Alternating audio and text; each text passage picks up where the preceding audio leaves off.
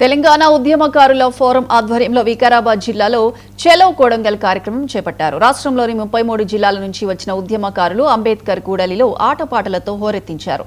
ఎన్నికల మేనిఫెస్టోలో ఇచ్చిన హామీ మేరకు ఉద్యమకారుల సమస్యలపై కమిటీ ఏర్పాటు చేయడాన్ని స్వాగతిస్తూ సీఎం రేవంత్ చిత్రపటానికి పాలాభిషేకం చేశారు. ఉద్యమకారుల సంక్షేమానికి ప్రభుత్వం కట్టుబడి ఉండాలని తెలంగాణ ఉద్యమకారుల ఫోరం రాష్ట్ర అధ్యక్షుడు సీమ శ్రీనివాస్ కోరారు.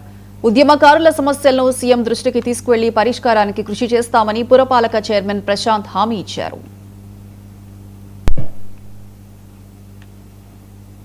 ఏర్పాటు చేసిన తర్వాత మనం ఈ డిమాండ్స్ ఏమైతే ఉన్నాయో ఆ డిమాండ్స్ మీద కూడా మా సార్ ప్రత్యేకంగా దృష్టి పెట్టాలని నాకు మా గట్టి నమ్మకం ఉంది.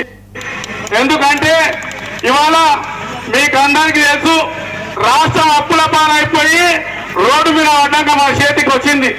మన చేతికి వచ్చినాక కూడా ఎలక్షన్లో ఇచ్చిన హామీల మేరకు ఒకటి ప్రతి ఒక్కటి నెరవేరుస్తున్నారు.